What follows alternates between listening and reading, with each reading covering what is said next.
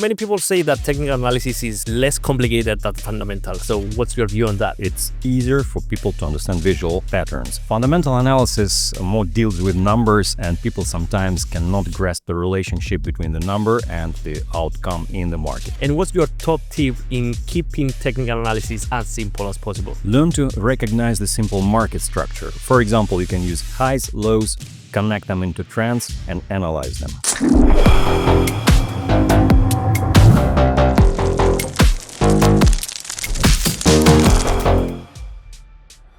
Hello and welcome back to this week's episode of Trading Talks. Last week we discussed about indicators, how to combine them and how to use them in trendless markets. This week we're going to discuss about technical analysis, how to simplify it and how does our expert use technical analysis in simplified version. If you haven't done so already, please like and subscribe to our channel to be among the first to get notified about our new release.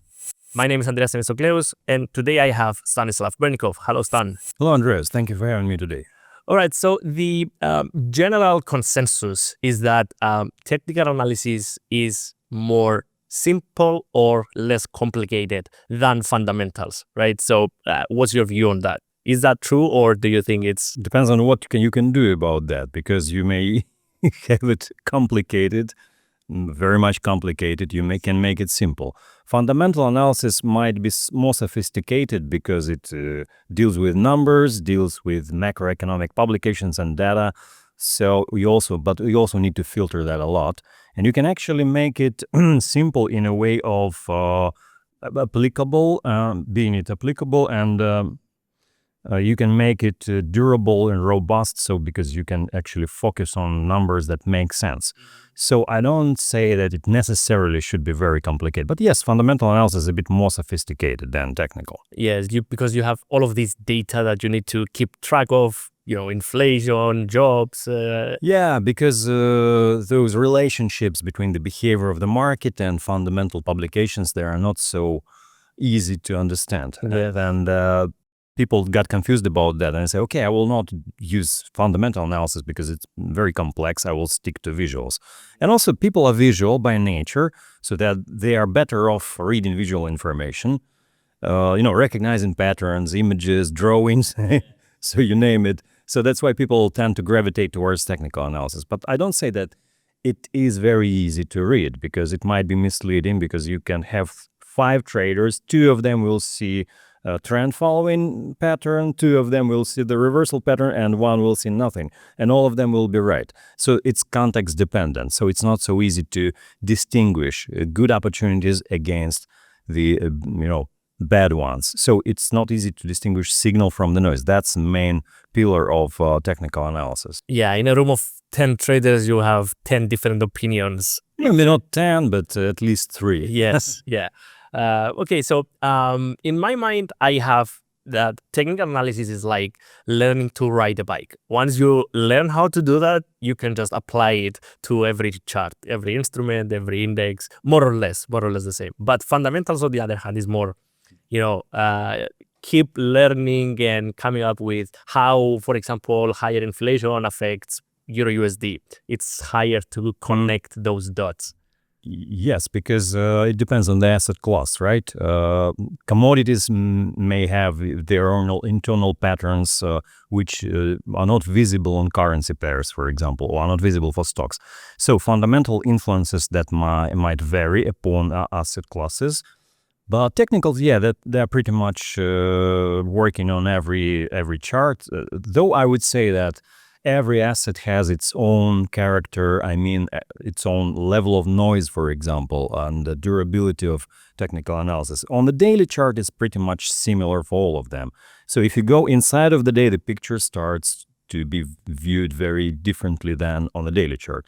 So, for example, there are less noisy markets, more noisy markets. There are markets that tend to be, unpredictable, making wicks, making liquidity squeezes and grabs. Closing your trades, kicking you out of the market. There are markets that move in a smoother flow, which are more, maybe, I don't say easy, but simpler to read. And, when it comes to going inside of the daily bar, so here's where you have all the nuances, actually. Yeah. All right. So let's make it simpler, right? Yeah. Let's take the recent example of the US government shutdown, right? We had the government shutdown, we had a lack of a lot of data like inflation, NFP, job report, and everything. So we had to, inverted commas, rely mostly on technicals to find trades, right? Because we didn't get macro data. So what are your top tip or top 3 tips on how to simplify your technical analysis, and if you had to rely only on technicals? We can start with a daily chart. On the daily chart, you can distinguish simple points like highs and lows, for example. This is the main building block. High, which is the extremum at the top, and low extremum at the bottom. So you can connect them into swings. Then you can, for example, calculate the number of bars inside of the swing. And actually, so you can build a simple market structure. Then you can see trends, continuation patterns, reversal patterns, simple things. But they start to unfold when you actually divide it into a simple, understandable market structure. So basically, that's what you can do. And if you learn to do that frequently enough, so you will be more, trained to see those patterns. And that's how it works, basically. So market exists either in a trending mode, in a sideways mode, in a trend which is already outdated or mature. So you can spot those patterns if you practice enough, so you can learn spotting those patterns. Yeah, I also like to use, just trend lines with support and resistance. So that's it. Like real simple.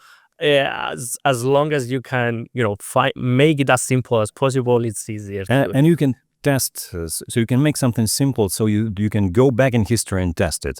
So people sometimes get, is testing going to history, so that's a lot of work. Yeah. But surprisingly, so for example, there was one author who actually has taken the every Wall Street Journal for several decades in 1956. I don't remember his name, but he actually made this research without any computers. So it's a shame on you guys if you don't do the research now. You have all capabilities. All right. Thank you very much, Stan, for sharing your views. Yes, thank you for having me today. And thank you for watching this until the end. Join us next week, where we'll be discussing about Forex mistakes and how to probably avoid them. If you haven't done so already, you can like and subscribe on our channel to get notified about the release of our next episode. See you all next week.